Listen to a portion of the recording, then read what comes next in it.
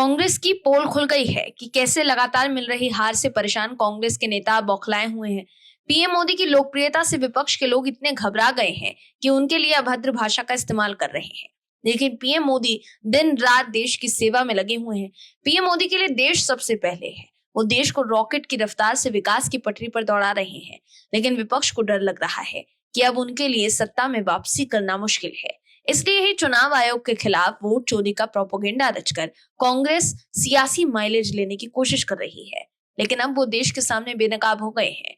कांग्रेस के मन से पीएम के लिए जिस तरह की भाषा का इस्तेमाल किया गया, उनकी मां को लेकर जो अभद्र भाषा का इस्तेमाल किया गया, उससे देश के लोग हैरान हैं। वहीं राहुल गांधी भी पीएम मोदी के लिए तू तड़ाक की भाषा का इस्तेमाल कर रहे हैं।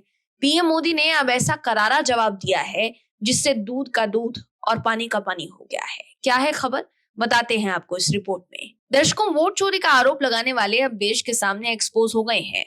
यात्रा के नाम पर जो कांड हो रहा है, उससे अब कांग्रेस बैकफुट पर है। वहीं पीएम मोदी को क्यों देश के लोग चुन रहे हैं, वो भी अब साफ हो गया है। दरअसल भारत की अर्थव्यवस्था ने बड़ा सरप्राइज दिया है। इसने 5 तिमाही के बाद सबसे तेज जीडीपी ग्रोथ दर्ज की है। अनुमानों को पछाड़ते हुए भारत की जीडीपी 7.8% बढ़ी है। सरकार के ताजा आंकड़ों में यह जानकारी दी गई है। भारत को डेड इकोनॉमी बताने वाले अमेरिकी राष्ट्रपति डोनाल्ड ट्रंप के मुंह पर ये किसी तमाचे से कम नहीं है। वहीं राहुल गांधी, जो ट्रंप के बयान के बाद भारत की इकोनॉमी को डेड बता रहे थे, उनके लिए भी ये करारा जवाब है।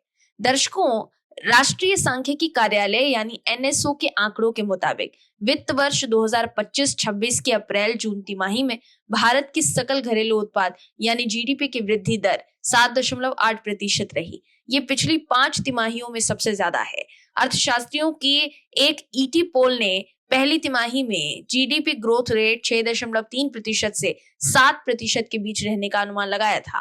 भारतीय रिजर्व बैंक ने 6.5% का अनुमान लगाया था। पिछले साल इसी तिमाही में जीडीपी की वृद्धि दर 6.7% थी, जो 15 महीने का सबसे निचला स्तर था।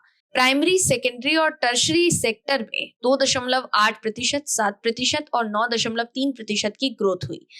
केंद्र सरकार के पूंजीगत व्यय में 52% की बढ़ोतरी हुई, जिससे विकास को बढ़ावा मिला। अर्थशास्त्रियों का मानना है कि जीएसटी को तर्कसंगत बनाने, आरबीआई की ओर से ब्याज दरों में कटौती और अनुकूल मॉनसून से आने वाली तिमाहियों में खपत को समर्थन मिल सकता है। वहीं ट्रंप के टैरिफ को लेकर कांग्रेस के नेता मोदी सरकार पर निशाना साध रहे थे, लेकिन जीडीपी को लेकर जो अच्छी खबर आई है, उससे कांग्रेस को करारा जवाब मिल गया है। वहीं अब राहुल गांधी पर निशाना साधते हुए बीजेपी आईटी सेल के प्रमुख अमित मालविया ने एक्स पर लिखा है कि वित्त वर्ष 2026 की अप्रैल-जून तिमाही में भारतीय अर्थव्यवस्था में 7.8% की वृद्धि हुई, जो 5 तिमाहियों में सबसे ज्यादा है और कई अर्थशास्त्रियों की अपेक्षाओं से भी ज्यादा है।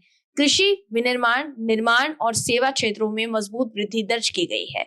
स्पष्ट तौर पर भारतीय अर्थव्यवस्था अभी भी मृत होने से कोसों दूर है, जैसा कि राहुल गांधी दावा कर रहे थे।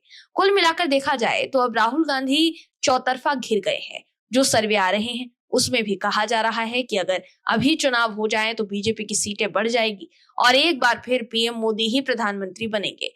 यही वजह है कि पीएम मोदी की लोकप्रियता से तिलमिलाए राहुल गांधी पीएम मोदी को लेकर तू तड़ाक की भाषा का इस्तेमाल कर रहे हैं।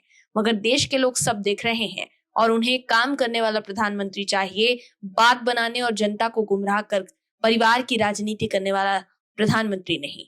Bureau report, OMH news. आप दर्शकों से विनम्र निवेदन है कि चैनल को सब्सक्राइब जरूर करें